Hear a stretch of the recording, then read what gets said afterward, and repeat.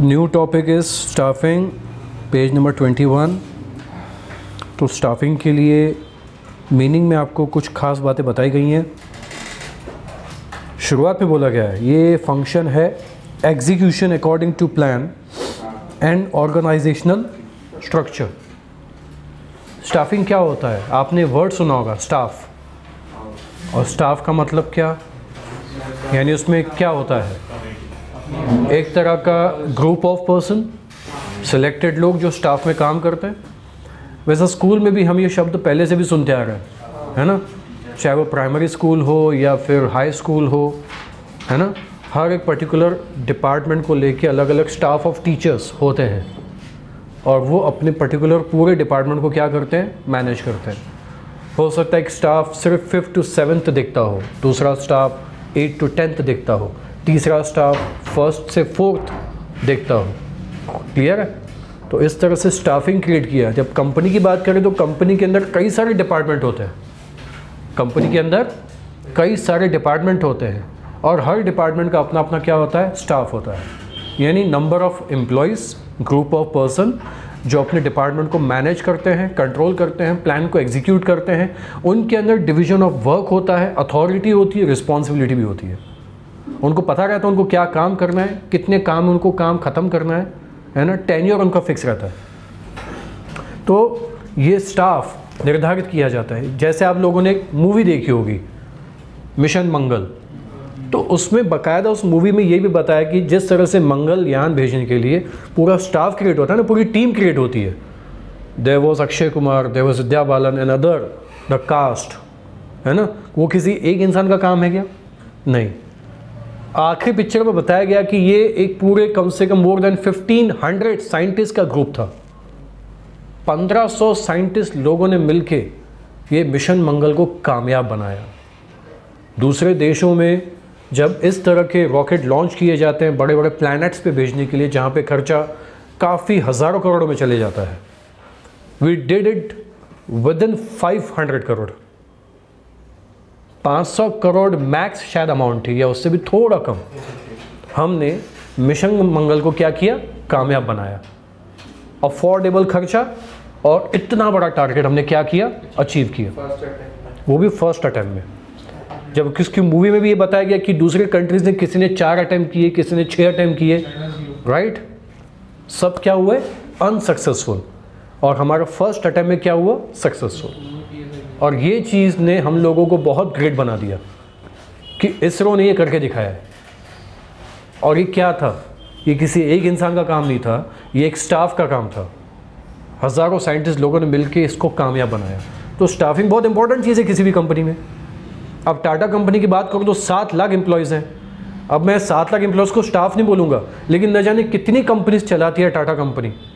और हर कंपनी में, चाहे वो ऑटोमोबाइल हो, है ना, या टाटा टी हो, है ना, कंसल्टेंसी हो, कई सारी कंपनीज़ हैं। हर कंपनी में डिपार्टमेंट के अंदर हर डिपार्टमेंट की अपनी अपनी स्टाफिंग और उनका काम होता है प्लान को सही हिसाब से प्रॉपर तरीके से एग्जीक्यूट करना और with in the time level उसको अचीव करना या on the time period achieve करना। तो स्टाफ बनाना कोई हलवा नहीं है या कोई आसान चीज़ नहीं है कि आप किसी को भी, कोई भी मुंह उठा के आ जाएगा और उसको तुम अपने ग्रुप में या डिपार्टमेंट में ज्वाइन कर लोगे। आप उसको देखोगे बॉस, किसी को जांचना, परखना और बेस्ट इंसान को चुन के निकालना। क्लियर है? बहुत इंपॉर्टेंट चीज़ है। जैसे मुगले आज़म मूवी थी एक, आसिफ डायरेक्टर थे, उनको एक गाना रिकॉर्ड करवाना था तानसेन का, ठीक है। उस तानसेन के गाने को रिकॉर्ड करवाने के लिए कोई महान सिंगर थे जो शायद लखनऊ में रहते थे, बेस्ट थे वो। पूछा था आपने किसी एक बंदे से, मुझे यहाँ नाम ठीक से याद नहीं आ रहा, कि भाई तानसेन के लेवल का सिंगर आज के ज़माने में कौन मिलेगा? तो उन्होंने बोला ऐसा एक बंदा है, लेकिन वो मूवीज़ के लिए गाते ही नहीं है, मूवीज़ के लिए गाते ही नहीं है, लेकिन उस टक्कर का है, वो लेवल की उन्होंने क्या की है, सिंगिंग की है, बोलते हैं ना, रियाज किया है, जिया है उस सिंगिंग को। तो वो बंदा मिलेगा आपको लखनऊ में ही, उधर लेके चलो मुझे। इसको बेस्ट से कम चाहिए ही नहीं, आसिफ मुगले आज़म को बेस्ट से कम चाहिए ही नहीं, वहीं लेके चल। गए, मना कर रहा है, करना ही नहीं है, करना ही नहीं है। फिर उसको बोला ठीक है, वो मान ही नहीं रहा, गाना तो आप ही गाएंगे। जिद पकड़ के बैठ गया Asif, the director of the movie, गाना तो आप ही गाएंगे, आपके बगैर में किसी और से गवाऊंगा ही नहीं गाना। बेस्ट बंदे को चुन के लाए, मुंह फाड़ के फीस बोल दी 50,000 लूँगा, जेब में गड्डी पड़ी थी 10,000 की, फेंक दी, ये एडवांस है ले लो। जबकि उस टाइम पे 1950-60 के बीच में जब गाने होते थे सिंगर से, तो महीने के 300-500 रुपये मिलते थे, महीने के सिर्फ 300-500 के आसपास कुछ अमाउंट होती थी। उस टाइम पे उस बंदे ने, लखनऊ के सिंगर ने सीधे मुंह फाड़ के बोल दिया 50,000, और उसने 10,000 एडवांस दे दिए, राइट। और वो गाना पूरी मूवी का सबसे बेस्ट गाना माना जाता है। क्लियर? तो पॉइंट ये है कि स्टाफिंग में सही बंदे को चुन के लाने के लिए आपके पास ऐसा हुनर, वैसी अक्ल, वैसी नज़र है ना। वो कहते हैं ना, जौहरी की नज़र बराबर होती है, सोने को परख के बता सकता है कितने कैरेट का है, असली है कि नकली है। स्टाफिंग में भी आपको राइट पर्सन, राइट जॉब और बिल्कुल प्रोफेशनल तरीके से आपको चूज़ करना पड़ता है। तो आपको स्टाफिंग फंक्शन में ये बात समझ में आ जाने को ना कि अगर आप सही व्यक्ति को अपने काम पे, अपने स्टाफ में रखोगे तो आपका कितना नुकसान बचेगा, फ़ायदा कितना ज़्यादा होगा, और काम कितने कम समय में होगा, और कितना वक्त बचा के आप और कई सारे काम कंप्लीट कर सकते हैं। वो बंदा वही कर सकता है जो स्टाफिंग में सही बंदा हो। क्लियर है? अगर 5 मिनट का काम 4 मिनट में हो जाए तो 1 मिनट की बचत कम नहीं है बॉस। तो तुम साल का हिसाब लगा लो कितने मिनट बचा रहे हो। और यही काम अगर 10 लोग मिलके करें तो, कि 5 मिनट का काम 4 मिनट में हो रहा हो और 10 लोग सभी 1-1 मिनट बचा रहे हैं रोज का, तो साल के कितने मिनट, कितने घंटे बच गए और तुमने कितना एक्स्ट्रा काम किया, और कंपनी की प्रोडक्टिविटी कितनी बेहतर होती जा रही है। कहते हैं बारीक बात समझ में आ गई ना, बड़ी बात समझ में आती है। तो ट्रेनिंग करें, रिटेन करें उन्हें, उनके डेवलपमेंट प्रोग्राम को चलाते जाएं। फाइनेंशियल रिसोर्सेज, मटेरियल रिसोर्सेज, उनको मैनेज करना। क्योंकि देखो काम कितना भी बड़ा हो, हम रॉ मटेरियल लेके आते हैं, हमारे पास मशीनरीज हैं, लेकिन हर काम को अच्छे से करने के लिए आपको ह्यूमन रिसोर्स की ज़रूरत ही पड़ती है। मशीन अपने आप नहीं चलेगी, रिसोर्स अपने आप फिनिश गुड में कन्वर्ट नहीं हो जाएगा, है ना। प्लान बन चुका है, मशीन रॉ मटेरियल अपने आप काम नहीं करेंगे। ये सब काम करवाने के लिए दिमाग, हाथ, है ना, एग्जीक्यूशन, क्या बोलते हैं उसको, रूल्स एंड रेगुलेशन को फॉलो करने वाला क्या चाहिए, एक ह्यूमन रिसोर्स चाहिए। ह्यूमन रिसोर्स बोले तो हम काम करते हैं। ज़मीन तब तक पैसिव है जब तक उस पर किसान काम नहीं करता। वो पैसिव ज़मीन क्या हो जाती है, एक्टिव हो जाती है। ज़मीन तो पड़ी हुई है ना, पड़ी की पड़ी हुई है, बंजर नहीं है, उपजाऊ है, फर्टिलिटी है। लेकिन जब तक उस पर किसान काम नहीं करेगा तो कैसे पता चलेगा कि ज़मीन से कितना माल निकला, हमने कितना टन माल क्या किया, पैदा किया, प्रोड्यूस किया। कैसे पता चलेगा? जब तक उस पर किसान काम नहीं करेगा पता नहीं चलेगा, और किसान काम करेगा तो अपने को आइडिया मिल जाएगी, राइट। इकोनॉमिक्स में भी बोलते हैं land is passive, okay, when someone work on it, जब उस पर कोई काम करता है तो passive land converts into active land. तो मटेरियल हो या मशीनरी हो, इक्विपमेंट्स हो, टूल्स हो, कागज़ पे लिखा हुआ प्लान हो, जब तक हम उसको क्या करेंगे, एग्जीक्यूट नहीं करेंगे, तो काम अपने आप तो होने वाला है क्या, नहीं। तो स्टाफिंग बहुत ज़रूरी है boss. Due to promotion, transfer, business expansion, retirement, resignation, accident, death of employ, vacancies are created in organisation. तो बहुत सारे कारण बता दिए वैकेंसीज कैसे कैसे लगती हैं, और इनका बहुत ही मुख्य रोल है। आखिरी में सब कुछ समझाने के बाद मीनिंग की लास्ट लाइन में बहुत बढ़िया लाइन जो हम पहले भी पढ़ चुके हैं, right person at right job with right pay is the basic principle of staffing. कहते हैं ना मूल मंत्र एक ही होता है, सब कुछ समझाने का मूल मंत्र आखिर में डाला हुआ है, right person at the right job. ठीक है, जैसे मैंने आपको आसिफ का, मुगल आज़म का एग्जाम्पल दिया, क्या था वो, right singer for the right song, किसी को भी उठा के नहीं लाए। अच्छा, उस पिक्चर के लिए हथियार भी बनाने थे, डायरेक्टर तो मुंबई का था, बना तो मुंबई में सकता था, लेकिन सारे हथियार राजस्थान से बनवाए, सारे हथियार राजस्थान से मंगवाए, बनवाए, बेस्ट होना वही चीज। एम्ब्रॉयडरी करवानी थी कपड़ों के ऊपर, लखनऊ, मुंबई में थे ना दर्जी, तो वहां से क्यों? Special, choose the best, do the best, they will give the best, your movie will be best and output will be more than best. Clear? तो कमाल की बात है, उसने अपनी पूरी जो स्टाफ क्रिएट की थी ना, जगह जगह से क्रिएट की थी। कोई टीम सूरत से, कोई टीम लखनऊ से, कोई टीम राजस्थान से, सिंगर भी लखनऊ से, और सेट कहाँ बना हुआ है? मुंबई में। Clear? So everything is totally different.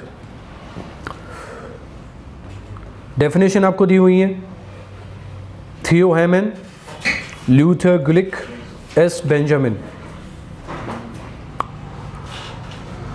Staffing function क्या है भाई? रिक्रूटमेंट। क्या होता है रिक्रूटमेंट? कौन बताएगा? सही लोगों का चुनाव करना, selection, after that development, training and compensation of subordinate managers. सही है ना? सब तो बोल दिया उसने। सही है रिक्रूटमेंट, सिलेक्शन को भी अपन वही बोलेंगे, लेकिन थोड़ा सा इसको अगर सिंपल भाषा में समझे, मतलब आपने चुन तो लिया, अब उसको सही जगह पे रखो, वहाँ पे भी उसका सिलेक्शन हो जाना चाहिए कि ये बंदा मैंने काय के लिए सेलेक्ट किया। उसका डेवलपमेंट, उसको टाइम पे ट्रेनिंग देना और काम के बदले में उसको सही कंपेंसेट करना, ये स्टाफिंग का क्या है ना, काम है, ये उनकी जिम्मेदारी है। ल्यूथर वही बोलता है, बेंजामिन की भी बातें लगभग वही हैं।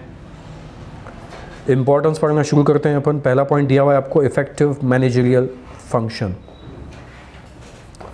इफेक्टिव परफॉर्मेंस करने के लिए प्लानिंग ज़रूरी है, ठीक है, आपने ऑर्गेनाइजिंग की, स्टाफिंग, डायरेक्टिंग किया, कंट्रोलिंग किया, लेकिन ये सारा काम कैसे होगा?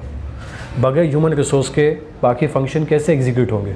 डायरेक्शन देने के लिए भी एक व्यक्ति चाहिए, कंट्रोलिंग करने के लिए भी एक व्यक्ति चाहिए, प्लानिंग करने के लिए भी कई सारे व्यक्ति लगते हैं। ऑर्गेनाइजिंग क्रिएट तो हो जाएगा, है ना, लेकिन ऑर्गेनाइजिंग के अंदर जो तुम लोगों ने अपने सारे material, raw material, machinery, tool, equipment, department और कई सारे जो तुमने काम झाम जो तुमने एक्यूमुलेट किए, उनको करने के लिए भी क्या लगता है? व्यक्ति लगते हैं कई सारे फंक्शन काम के हैं, लेकिन हर फंक्शन करने के लिए क्या लगता है? स्टाफ लगता है। वर्क फोर्स चाहिए प्रोडक्शन करने के लिए, सेल्स करने के लिए, फाइनेंस करवाने के लिए, है ना। ये किसका काम है? It is an effect of staffing. Leads to effective utilisation of human resources.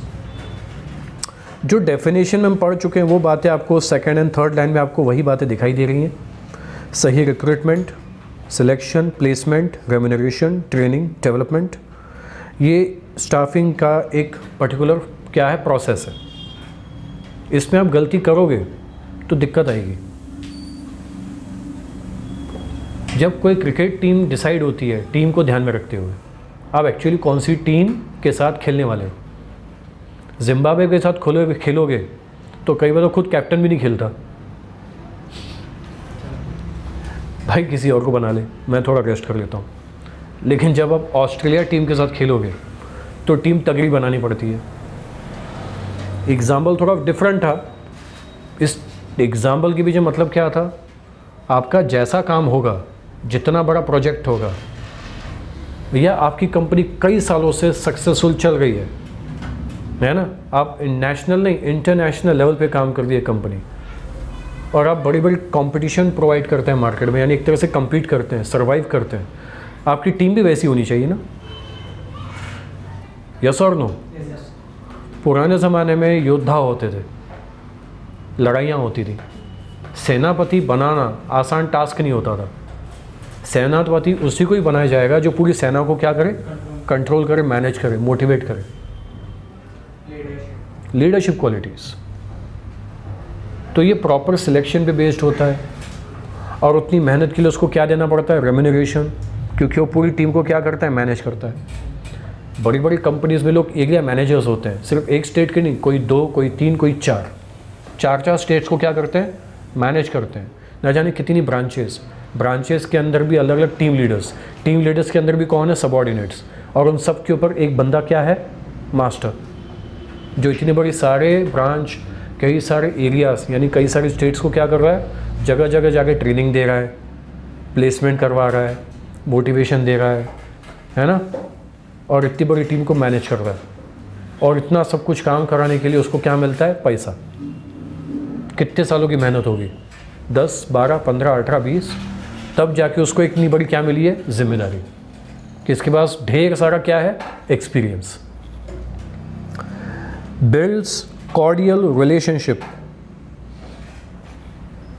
Cordial का मतलब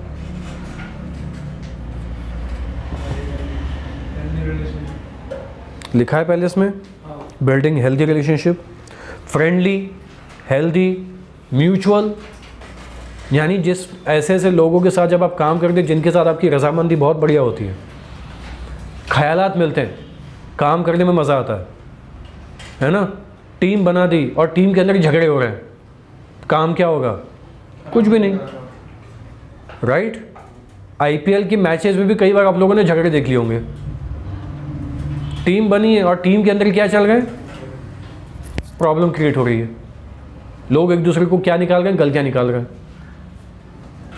काम कम हो रहा है, एक दूसरे को नीचा दिखाना, रिलेशनशिप बिल्डअप ना करना, जिसका असर आपकी प्रोडक्टिविटी और प्रोडक्ट की क्वालिटी पे फ़र्क पड़ता है ना। और जब आप बाहर को रिप्रेजेंट करते हो, ऐसी कई कंपनी की अंदरूनी बातें जब बाहर लीक होने लगती हैं तो आपकी इमेज को क्या पहुंचता है, धक्का पहुंचता है, गुडविल पे नेगेटिव इफेक्ट पड़ता है। तो स्टाफिंग अगर आप बेहतर करोगे, जहाँ पे बेटर कम्युनिकेशन है, कोऑर्डिनेशन है, मैनेजरल एफर्ट्स बहुत बढ़िया चल रहे हैं, तो दिक्कत नहीं होगी। अब ये बात बड़ी आम सी है, लेकिन ये बातें हम सीखते भी हैं, मतलब काम की ये चीज़ें ये सीखना पड़ता है। आपको रिलेशन बिल्डअप करना, आपको अपने जो भी आपके अंदर एक नेगेटिव पॉइंट्स हैं, वो एंगर हो सकता है, ईगोइस्टिक प्रॉब्लम हो सकता है, बॉसी नेचर हो सकता है, काम न करने की आदत हो सकती है, ये सब छोड़ना पड़ेगा। क्योंकि अगर आप स्टाफ में हो तो आपको टीम स्पिरिट लेके काम करना पड़ेगा। ऐसा नहीं कि मैं बॉस हूँ, मेरा काम है सिर्फ आदेश देना, मुझे तो काम करना ही नहीं है, मैं तो काम करवाऊँगा, ये मतलब नहीं है। काम करना भी पड़ेगा, काम करवाना भी पड़ेगा, पूरी टीम के साथ बैठ के आपको अपना रिलेशन बिल्डअप करना पड़ेगा और पूरी टीम को फैमिली की तरह ट्रीट करना पड़ेगा। तब जाके आपके संबंध कई लोगों के साथ बेहतर बनते हैं, और वही जो आपके स्टाफ में है लॉन्ग लाइफ रिलेशनशिप बना के आपके साथ काम करते रहते हैं। अब मान लो आपका इवेंट मैनेजमेंट कोई काम है और आप है ना लाइटिंग करवाने वाले, स्टेज डेकोरेशन करवाने वाले, है ना कैटरिंग का बिजनेस करने वाले, आप लोगों ने सबके साथ अपने रिलेशन बना के चले। आपके इवेंट में कभी गलतियां हो ही नहीं सकती, आपके रिलेशन बिगड़े, आपका काम अटकेगा। क्वालिटी के साथ कॉम्प्रोमाइज़ की, पैसे में आनाकानी की, क्या किया, हिसाब किताब पूरा नहीं किया, रिलेशन बिल्डअप नहीं हुए, और आप इवेंट मैनेजर बनना चाहते हो।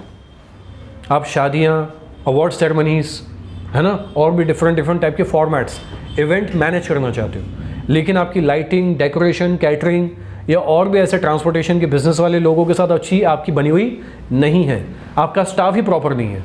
How you are going to manage big events without coordination, without proper relationships? You can't. Helps human resource development, organisational culture employees में क्रिएट करना, इनकलकेट करना। इनकलकेट बोले तो उन्हें चीज़ बता देना, डाल देना कि आपको ये काम इसी के हिसाब से चलाना। वक्त पे ट्रेनिंग देना बहुत ज़रूरी है बॉस। ज़माना बदलता है, डिमांड बदलती है, कस्टमर के ख्यालात बदलते हैं, मार्केट में लगातार आपके सामने चैलेंजेस, नई कंपटीशन आती रहती है, और अगर आप ज़माने के साथ नहीं बदलोगे तो आप इतिहास में दर्ज हो जाओगे। और हिस्ट्री का मतलब ये होता है पास्ट टेंस, प्रेजेंट टेंस नहीं, पास्ट टेंस। था, अब था बनना बहुत बेकार चीज़ है। था का दूसरा मतलब है मृत्यु, तुम थे अब नहीं हो, जीवित ही नहीं हो। तो आपको टाइम पे ट्रेनिंग देना है। क्यों देना है भाई? अच्छी सेलिंग करनी है, अच्छी मार्केटिंग करनी है, मार्केट को समझ के तुम लोगों ने कुछ नई स्ट्रैटेजी बनाई है, बंदे को ट्रेनिंग तो देनी पड़ेगी। पुराने प्रोडक्ट चले गए, नए प्रोडक्ट आ गए, पैकेजिंग बदल गई, प्राइस बदल गए, डेवलपमेंट हो रहा है, कंपनी मार्केट में नई तरीके से क्या कर रही है, कदम रख रही है, और आपको अपने कस्टमर को पढ़ाने के लिए, समझाने के लिए, अपने प्लान को एग्जीक्यूट करने के लिए ट्रेनिंग टाइम पे लेनी पड़ेगी, ताकि हर नयापन आपकी कंपनी में दिखता रहे। देखा है कि नहीं देखा है? एडिडास, नाइक, कितनी पुरानी पुरानी कंपनीज हैं ये शूज़ की, अभी तक कैसे टिकी हैं? चल रही है ना? यस और नो? कई एक दो घड़ियों की कंपनियां बंद हो गई क्योंकि फास्ट ट्रैक के सामने टिक नहीं पाई। पॉइंट, कैसेट्स पहले बिकती थी, बाद में सीडीज आई, सीडी भी बंद हो गए, सब चीज़ें चेंज होती गई, मार्केट बदलता गया, माल बेचने का तरीका चेंज हो गया। पहले लोग लिस्ट बना के गाने भरवाने के लिए कैसेट में पता नहीं कहाँ कहाँ जाते थे, अब तुम्हारे पास सावन है, खुद की लिस्ट ऑन द ऐप बना लो और चलाना शुरू कर दो। तरीके बदल गए ना, और उसके लिए मार्केटिंग चालू है, और अनिल कपूर उसको बेच रहा है। पॉइंट है, कुछ भी हो, स्पॉटिफाई और सावन हो, जो भी है, पॉइंट क्या है, प्रोडक्ट में बदलाव आता है और आपको मार्केटिंग करते आनी चाहिए, क्रिएटिविटी लगती है, इनोवेटिव आइडियाज़ लगती हैं, और आपको नए ज़माने के साथ लोगों का अट्रैक्शन क्रिएट करना पड़ेगा, है ना? हर बार ये नहीं चलेगा, आज कुछ तूफानी करते हैं, बाद में आपको टैगलाइन बदलनी भी पड़ेगी, पता चले तूफान के चक्कर में कई लोगों का एक्सीडेंट हो गए। प्रोडक्ट बेचने के लिए तरीका बदलना पड़ेगा। Helps in effective use of technology and other resources, employees को ट्रेन करें लेटेस्ट टेक्नोलॉजी के बारे में, कैपिटल के मामले में, मटेरियल के मामले में, मेथड के मामले में। हम इसको थोड़ा अपने इस जीएसटी के हिसाब से देख सकते हैं कि जीएसटी आ गया, कंपलसरी कंप्यूटर चाहिए, प्रिंटर चाहिए, बिलिंग करनी पड़ेगी, है ना? घर में या दुकान पे हमारे पुराने टाइप के कुछ, है ना, बुज़ुर्ग लोग बैठे हैं जो अभी भी धंधे में टिके हुए हैं और उनको कंप्यूटर चलाना आता ही नहीं, या होंगे कुछ ज़्यादा उम्र नहीं है, 40 के होंगे, 45 के होंगे, 42 के होंगे, धंधा अब तक चल रहा था, ठीक है, हाथ से बिलिंग का काम चल रहा था, लेकिन अब सबको टैली सीखनी है, बिलिंग मेरे डिपार्टमेंट में आता, मैं पूरा काम बिलिंग का कंप्यूटर पे मुझे सीखना पड़ेगा। किया ना? सिंपल सी बात समझा रहा हूँ मैं, कोई महान एग्जाम्पल नहीं दे रहा हूँ, बात सिंपल है, एग्जाम्पल दूसरे भी हैं, लेकिन जल्दी कैच करना है अपने को। जो चीज़ नहीं आती सीखी ना, क्यों भाई? डिमांड है अभी की, और डिमांड के हिसाब से मुझे वो चीज़ क्या करनी है, सीखनी है। लेटेस्ट टेक्नोलॉजी, सॉफ्टवेयर समझना है, बिलिंग कैसे करनी है, सीखने के लिए अगर मुझे ट्यूशन भी लेनी पड़ी तो भी चलेगा, क्योंकि मेरे धंधे की बात है। That's it. You will have to develop according to the time, according to the circumstances, according to the new changes. Material, method, capital, ये आपको सीखना है effectively. आपको अपनी strength मजबूत करनी है ना? किसी मूवी में एक डायलॉग था, किसी किताब में भी पढ़ा था, मैंने अपनी कंपनी को नंबर 1 पे पहुंचाया था, वो हो गया है ना? अभी की बात कर, अभी नंबर 1 पे आ गया, टॉप 10 में भी नहीं है। मैंने ये किया था, मैंने वो किया था, मैंने फलाना किया था, मैंने ढिमका किया था ना? प्रेजेंट की बात कर, अभी क्यों नहीं है? वाई? स्ट्रेंथ इंप्रूव की नहीं, नेगेटिविटी या वीकनेस को दूर करने के लिए आपने इम्प्रोवाइजेशन किया नहीं, दूसरे कंपनी के इतने सारे प्रोडक्ट बेहतर बनते गए, आपने कुछ नया लाया नहीं। क्या कर रहे हो? एम्प्लॉयज़ तो बहुत बेहतर हैं, चेंज किया क्या? नहीं। ऑस्ट्रेलिया, न्यूजीलैंड, न जाने कितनी टीमें यंग हो गई, लेकिन अभी भी हमारे पुराने बंदे अभी भी टीम में खेल रहे हैं, और फिर हम दोष देते हैं हमारी टीम हार क्यों रही है। तो समझ में आ गया ना, यंगस्टर्स की कमी है। क्या है? यंगस्टर्स की कमी है, तो टीम को बदलना पड़ा ना। एनर्जी क्या हो गई? बेहतर हो गई। काम क्या हो गया? बढ़िया हो गया। टीम जीतने के चांसेस क्या हो गए? बढ़ गए, और हमने जीत के भी दिखाया। लोगों को समझ में आ गया, we was just a far away to just change the team. That's it. Energy की कोई प्रॉब्लम नहीं थी, है ना? अफरीदी ने फिर से कम बैक किया, पहली बॉल पे बोल्ड हो गया, 5वीं और कम बैक हुआ रिटायरमेंट के बाद भी। ये कौन सा रिटायरमेंट है जो बाद में कम बैक होता है और पहली बॉल पे बोल्ड होते हो? और पाकिस्तान का बोर्ड अभी भी तुमको आने दे रहा है क्रिकेट खेलने के लिए, ये मेरी समझ के बाहर है। और बंदा अभी भी वही गलतियां कर रहा है, हर बॉल पे छक्का मारने की कोशिश। आप अपने ट्रेंड तरीके या अपने खेलने के तरीके बदल क्यों नहीं रहे हो? राहुल द्रविड़ को बोला जाता था कि वो टेस्ट क्रिकेट का प्लेयर माना जाता है, लेकिन उसने अपने को चेंज किया कि मुझे भी लोगों ने बोलना चाहिए कि मैं वनडे भी खेल सकता हूँ। तो उसने कम बॉलों में सेंचुरी भी बनाई है, हाफ सेंचुरी भी बनाई है, और लोगों के दिमाग में बैठ गया he can play the both formats, he can play both formats. Rahul Dravid is not just for test cricket, he can play one day cricket also, और उसने कई बार प्रूव करके दिखाया। पॉइंट तो ये क्या है? अपनी स्ट्रेंथ को इम्प्रोवाइज करना। तो आपको लगातार ट्रेनिंग करनी पड़ती है, नेट प्रैक्टिस करनी पड़ती है, अलग अलग बॉलर्स को खेलना पड़ता है, आपको ट्रेन करते हैं आपके कोच आपकी मेंटेलिटी को बदलने के लिए। इम्प्रूव इफिशिएंसी, इफिशिएंसी का मतलब क्षमता, राइट, स्टेमिना। सेल्फ डेवलपमेंट बहुत इंपॉर्टेंट चीज़ है। क्या एग्जांपल दोगे इसके लिए आप?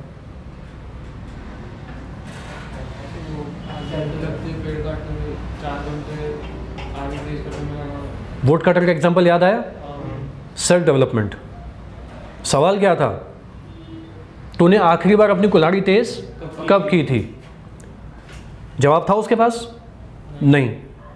ये सवाल का मतलब क्या था? तूने लास्ट टाइम खुद को डेवलप कब किया था? कहते हैं किताब और इंश्योरेंस एक जैसा है। समझाता हूं। इंश्योरेंस करवाने के लिए क्या करते हो? महीने या 3 महीने या 6 महीने या साल में एक बार क्या करते हो? प्रीमियम देते रहते हो। मान लो 15-20 साल की तुमने क्या करवाई? इंश्योरेंस करवाई। तुमने परफेक्टली एक्यूरेटली बराबर इंश्योरेंस पे करते गए, टर्म खत्म हो गया, बहुत बड़ा रिटर्न मिल गया तुमको, 4 से 6% के आसपास जो भी तुमको बोनस मिलना था मिल गया। परफेक्ट। और वो पैसे तो बहुत बढ़िया मिल गए ना, बल्क अमाउंट मिल गई, खत्म भी हो जाएंगे। किताब इंश्योरेंस की तरह है, उस पर तुम इन्वेस्ट करो। क्या सीखते जाओगे? लर्निंग होगी ना। अगर ये कई सालों तक तुम लर्निंग करते गए, इसका रिटर्न क्या मिलेगा? क्योंकि तुम लोग लर्निंग के साथ साथ नई नई बातें सीखते जाते हो, और कई सालों का तुम्हें क्या मिलता है? बहुत बड़ा रिटर्न मिलता है, क्योंकि तुम लर्निंग के साथ साथ नई नई चीज़ें ट्राई करते हो, अप्लाई करते हो। Learning is like insurance, at the end you get the best return. और लर्निंग तुम्हें क्या देता है? Knowledge, output. तुमने सीखा, अप्लाई किया और तुम्हें रिजल्ट मिल गया। बस इंश्योरेंस और लर्निंग में एक चीज़ का फ़र्क है, इंश्योरेंस फिक्स अमाउंट का होता है, लर्निंग कितना दे सकता है इसकी कोई लिमिट नहीं है। That's it. आप जितना नया सीखोगे, नई टेक्नोलॉजी, किसी बंदे ने फैक्ट्री लगाई, कंपनी अपनी तरफ से ऑफर देना चाहती कि आप ट्रेनिंग लो, ट्रेनिंग को मना कर दिया कि प्रोडक्ट बनाने की ट्रेनिंग होती है, मेरे को नहीं चाहिए, मैं काय को खर्च को 25,000 रुपये ट्रेनिंग पे, 20,000 रुपये ट्रेनिंग पे, लर्निंग करना नहीं चाहता था। 6 महीने लग गए ये सीखने में प्रोडक्ट बनाऊँ कैसे, 6-8 महीने लग गए ये सीखने में प्रोडक्ट बनाऊँ कैसे बगैर ट्रेनिंग के। कंपनी चल नहीं पाई, लॉस में चलती जा रही है। 1-1.25 साल के बाद उसको अपनी फैक्ट्री क्या करनी पड़ी? बंद करनी पड़ी। किसी दूसरे ने स्टार्ट किया, ट्रेनिंग ले ली, बंद करने की नौबत ही नहीं आई। कंपनी को हो गए 6 साल, आज तक चल रही है। CLC ब्लॉक की फैक्ट्री लगाने के लिए ट्रेनिंग होती है, नहीं लिया, ख़त्म हो गया बंदा। आपको प्रोडक्ट कंपनी खुद बनाने का है, वो हुनर बता रही है कि कितनी ऐश, कितने लीटर पानी, सीमेंट, फोम, किस क्वांटिटी में यूज़ करना है आपको। ट्रेनिंग तो ले लो, आप खुद एक्सपेरिमेंट कर रहे हो, कभी कच्चा बन गया, कभी पक्का बन गया, कभी ईंट ही नहीं बनी, कुछ और बन गया। तुम फैक्ट्री चला रहे हो कि वो फैक्ट्री तुम्हारी लेबोरेटरी है जहां तुम अपने आविष्कार करने के लिए पैदा हुए हो? मुनाफे के लिए फैक्ट्री लगाई ना, कि एक्सपेरिमेंट करने के लिए फैक्ट्री लगाई है। और एक्सपेरिमेंट चलो मान लिया 1, 2 या 3 बार होगा, तुम्हारा 6 महीने से चल रहा है एक्सपेरिमेंट, तुम अल्बर्ट आइंस्टाइन हो गया? नहीं ना। देन तो आपको एफिशिएंसी इंप्रूव करनी है तो टाइम पे ट्रेनिंग, टाइम पे नॉलेज, वो खर्च करें आप। लॉन्ग टर्म इफेक्ट है भाई। स्किलफुल, एफिशिएंट, क्वालिफाइड वर्कफोर्स जब आपकी कंपनी में रहता है ना, जो कई सालों से आपके साथ टिका रहता है। बड़े बड़े होटल्स आज तक सक्सेसफुल चल रहे हैं, क्यों? खाने का टेस्ट आज भी तुम्हें बहुत बढ़िया लगता है, अभी तक चेंज नहीं हुआ। कुछ लोगों ने अपने स्टाफ को बदला ही नहीं है। अब इसका ये मतलब समझना, ये मतलब मत निकालना कि ये हमेशा रहेंगे, क्या नहीं, वो तो कभी जाएंगे ही जाएंगे। लेकिन तुम लोग सही एम्प्लॉयज़ को घड़ी घड़ी सिलेक्ट तो करोगे ना, है कि नहीं? नोकिया ने क्वालिटी के साथ कॉम्प्रोमाइज़ किया ना, आज है क्या? शून्य हो गई है, टीम बदल दी। ठीक, स्टीव जॉब्स आईपॉड बनाना चाहता था, बनवा के पूछा, कोई लेके भी आया, ओके, पानी में डाल दिया, बबल्स निकले। अभी भी जगह लगती है उसमें, अभी भी ऐसी जगह है जहाँ पे अपने पूरे स्पेयर पार्ट्स को आप फिक्स कर सकते हो। बबल्स निकल गए, आईपॉड और छोटा बनाओ, परफेक्शन। 5 mm कुछ थिकनेस थी या 3 mm पे आ गई, वापस खोल के, यानी जिससे बना के उसके सामने पानी में डाल दिया, देख बबल्स निकल गए, अभी भी जगह है अंदर कुछ, आईपॉड को छोटा कर। हद है, परफेक्शन चाहिए मुझे, बेस्ट पीस चाहिए।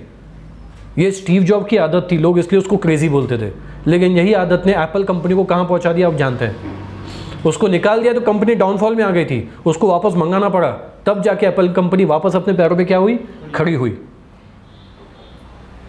क्लियर है? हाल ही में मैं मुंबई होके आया, वहाँ पे एक होटल है, नाम याद नहीं आ रहा एक्चुअली, बड़े मियाँ, यस, न जाने कितने सालों से चल रहा है, टेलीपैथी हुई हमारी बहुत अच्छी मेरे मन की बात पकड़ ली। दैट्स बड़े मियाँ। एक्चुअली बहुत सिंपल होटल है, कुछ खास इतना नहीं है, ऐसा लगता घर है। सेलिब्रिटी भी आते भाई, पूछो मत तुम टेस्ट के बारे में। हार्डली पूरे होटल में, बड़े मियाँ में शायद 8 से 10 आइटम ही होंगे, इतने ज़्यादा है ही नहीं। मेन्यू कार्ड ही नहीं है, मुश्किल से 8 या 10 आइटम है। उस चक्कर में बड़े मियाँ पिछले ना जाने कितने सालों से बड़े होटल को टक्कर देता है। सुनो काम की बात, ओ भूखे लोग, बड़े मियाँ बोला तो और तूने बिरयानी का नाम काय को लिया? लार टपक रही उसके, मास्क निकल के थूक आ रही। सुन ना भाई इधर, हम उधर देख रहे थे ना, हमने बोला बनाई मत, ऐसे ही दे जल्दी। इट वॉज लाइक, मतलब बड़े मियाँ की वो जो टेस्ट थी, सिंपल घर बना हुआ, कोई खास डेकोरेशन नहीं है, सिंपल होटल है, लेकिन बड़े बड़े सेलिब्रिटी वहाँ पे खाने आते हैं। कार के बाहर लोग खड़े हुए हैं और मतलब लंबी लंबी लाइनें लगी हुई हैं अंदर बैठने के लिए, एंड कार में बैठे हैं लोग 1-1 घंटे से वेटिंग पे। चलेगा, बिरयानी इधर की होना मेरे को, चिकन इधर का ही होना मेरे को, टेस्ट यहीं का ही खाना है, पार्सल करवा के जाएंगे, 1.5 घंटा लगेगा, हम इधर ही बैठे हैं, या हम 1.5 घंटे बाद आ रहे, बना के रख। इट इज़ या there, take the money, take the money. He is famous in Mumbai just for his taste from last many years. Hardly there are only 8 to 10 items. दूसरे होटल की नहीं कि मेन्यू खोल के देखो तो सैकड़ों आइटम है, 8-10 आइटम में पूरे मुंबई को पागल बना के बैठा हुआ बड़े मियाँ। कुछ भी बनाओ, थोड़े आइटम बनाओ, 8 या 10 बनाओ, लेकिन कमाल बनाओ। इसको बोलते हैं long term effect, focus, essential contribution. Continuity है, ग्रोथ है, कैसे आएगी? स्टाफिंग से आएगी। आप अपनी इसको, ये पॉइंट को अपने अंदर ही डाल के देखो ना। Continuity in studies, continuity in gym, continuity in development, continuity in business. Your dad is doing business from last 30 years, 40 years, 35 years, 25 years, 28 years, हो रहा है ना, कंटिन्यूटी है ना। टाइम पे दुकान खोलना, टाइम पे इंडस्ट्री ओपन करना, स्टाफ बना हुआ है, टाइम पे आ रहा है, काम हो रहा है, कंसिस्टेंसी है, कंटिन्यूटी है, ग्रोथ आ रही है, ज़माने के साथ बदले भी हैं, चेंज को एक्सेप्ट किया है। कभी डाउनफॉल आया क्या? आया भी होगा तो भी मैनेज किया है, लड़े हैं, बदले हैं, खुद को भी ट्रेन किया है, मार्केटिंग करने की स्ट्रैटेजी बदल दी। तो ग्रोथ, कंटिन्यूटी स्टाफिंग से आती है, और उसके लिए क्या चाहिए? कंटिन्यूटी एक तरह की। अच्छी स्टाफिंग के लिए सही लोगों का चुनाव, सिलेक्शन ऑन दी एबिलिटी। अब ना जाने कितने लोग यार क्रिकेट टीम में सिलेक्ट होने के लिए अपना सपना बना के चलते हैं, है ना। रणजी ट्रॉफीज़ होती हैं, काउंटी क्रिकेट्स होती हैं, अलग अलग स्टेट्स के साथ क्या होती है, मैचेस होती हैं, सैकड़ों लोग खेलते हैं। चुनना है, चुनते किसको हैं? कुछ लोगों को। है ना, कुछ लोगों को। You have seen the movie MS Dhoni, selection हुआ नहीं हुआ, मस्त एक पार्टी देता है अपने दोस्तों को, मस्त बोला उसने सेंटेंस, इतने से नहीं चलेगा, मेरे को और मेहनत करनी पड़ेगी, तब जाके क्या होता है, सिलेक्शन होता है। जितने भी सिक्सर्स हैं, जहाँ पे सिलेक्टर्स हैं, वहीं पे मार रहा। पॉइंट क्या है, भले पिक्चर दी, लेकिन कमाल की पॉइंट ये थी कि इतने से मेरा काम नहीं होने वाला, मुझे उससे ज़्यादा क्या करनी पड़ेगी, और मेहनत करनी पड़ेगी, यानी अपनी और एबिलिटी और ताकत और ज़्यादा फोकस इम्प्रोवाइज करना पड़ेगा। तो वो चीज़ आती है आपके एसेंशियल, आपका फिर कंट्रीब्यूशन देखो। वो युवराज सिंह का सिलेक्शन पहले हुआ, MS धोनी 4 साल के बाद आया, MS धोनी 4 साल के बाद आया, फिर भी कैप्टन उसको ही बनाया। वो 4 साल की मेहनत रंग लाई ना। प्रोवाइड्स जॉब सेटिस्फैक्शन, कंपनी के अंदर सभी एम्प्लॉयज़ का मोरल कभी भी डाउन नहीं होना चाहिए। अच्छा रेम्यूनरेशन, टाइम पे तरक्की, उनकी इनोवेटिव आइडियाज़ की इज्जत करना, है ना, उनके प्रॉब्लम्स को सॉर्ट आउट करना, उनके मोरल को बना के रखता है। अगर ये आप नहीं करोगे टाइम पे, fair remuneration, training program, job security, तो बॉस वो कंपनी को अपनी फैमिली समझ के काम नहीं करेगा। वो इतनी मेहनत कर रहा है, क्या दिया, प्रमोशन दिया नहीं, कंपनी की तरफ से कोई मतलब क्या बोलते हैं उसको, एप्रिसिएशन कुछ हुआ नहीं हुआ। उसने आइडिया शेयर की, लेकिन कंपनी के अंदर ही पार्शियलिटी चल रही है, बेस्ट बंदे ही होना, वो बेस्ट है कि नहीं वो भी मालूम नहीं, खुद की अलग ही टीम बना रहा है, टीम में होके भी नहीं है, काहे का मोरल है, फिर वो मोरल के साथ काम नहीं कर पाएगा, जॉब सिक्योरिटी नहीं है, मोटिवेटेड वाला बंदा डीमोटिवेट हो जाता है। फाइनेंशियल प्रॉब्लम है, इमोशनल प्रॉब्लम है, मोटिवेशनल प्रॉब्लम है, फाइनेंशियल के साथ साथ कुछ और चीज़ की प्रॉब्लम हो सकती है, हेल्थ इश्यूज़ हैं, मेहनत बहुत कर रहा है, अब तक प्रमोशन नहीं हुआ, कई साल से मेहनत करने की कोशिश कर रहा है, कर भी रहा है, लेकिन कंपनी ने उसकी मेहनत की तरफ ध्यान नहीं दिया, तो ये गलत हो रहा है। आपको हर एक एम्प्लॉय के बारे में सोचना चाहिए, चाहे कितनी भी बड़ी टीम हो, सबकी भलाई के लिए, सबकी ट्रेनिंग के बारे में, सबके रेम्यूनरेशन के बारे में, सबके टारगेट के बारे में सोचना चाहिए, ताकि कंपनी में टिका रहे और उसका क्या हो, एफिशिएंसी बेहतर होती है। मेंटेन हार्मनी, अब मैंने वही एग्जांपल है ना, बड़े मियाँ, अभी भी उसमें टीम है ना, अभी भी टीम है, हार्मनी है, अगर हुआ भी होगा ना कुछ डिस्प्यूट्स, अपने आप ही सेटल कर लिया। इसलिए आज भी बड़े मियाँ मार्केट में क्या कर रहा है, राज कर रहा है। यानी सेलिब्रिटी लोग या कुछ नेता लोग आज भी वहाँ जाके अगर उसके पर्टिकुलर डिशेस को अभी भी अप्रिशिएट करते हैं। What does it mean,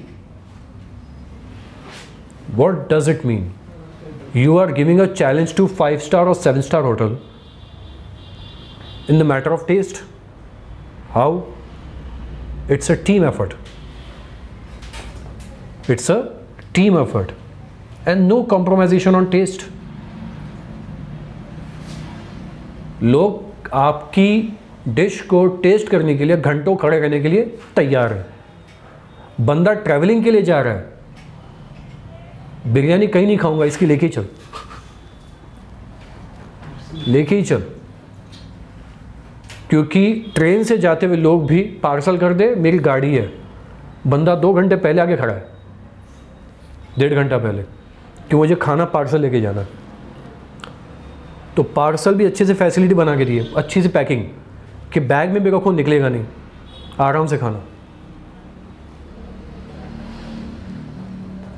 if they are providing you different facility according to the change, क्योंकि मालूम है कोविड है, स्टेशन पे प्रॉब्लम चल रही है, खाना मिलना नहीं है, पार्सल की फैसिलिटी देनी पड़ेगी, तो वो भी दे दिया। आपको हार्मनी क्रिएट करना पड़ेगा परफॉर्मेंस में, रिक्रूटमेंट में, सिलेक्शन में, प्लेसिंग में, और उन बंदों को बना के रखो। आपका स्मॉल बिजनेस भी बड़ा हो जाता है। और टीम के साथ कॉम्प्रोमाइज़ तो बिल्कुल मत करो। मालूम है कि ये टीम अगर टूट गई तो दिक्कत वाला काम है, राइट। बड़े बड़े म्यूजिशियंस, चाहे वो इंग्लैंड के हो, अमेरिका के हो, है ना, पुराने, जैसे माइकल जैक्सन जो बहुत बड़े डांसर हुआ करते थे, पॉप सिंगर्स होते थे, उनकी खुद की टीम होती थी। वो टीम ने 35 साल लगभग पूरे वर्ल्ड पे राज किया है। लोग माइकल जैक्सन के क्या थे, दीवाने थे, और उनकी टीम के, उसके पीछे जो बैकग्राउंड डांसर्स थे ना, कई सालों तक उन्होंने माइकल जैक्सन के साथ काम किया है और हर साल उनके सैलरीज में, अमाउंट्स में इंक्रीमेंट होती थी। माइकल जैक्सन के मरने के बाद भी उसके एक गाना था थ्रिलर, रिकॉर्ड ब्रेक बिकवाली हुई है सिर्फ माइकल जैक्सन को सुनने के लिए वापस। That's the craze. और टीम ने मार्केटिंग की है उनके जाने के बाद भी कि बेचेंगे।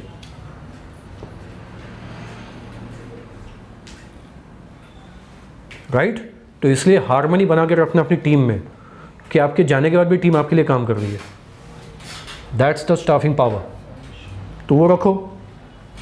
ठीक? Right person at the right job सुनने में, पढ़ने में बहुत आसान लगता है, लेकिन इसके लिए बिल्कुल जौहरी वाली नज़र चाहिए कि ये 24 कैरेट का है कि 18 कैरेट का है। क्लियर? समझ में आ गया पूरा?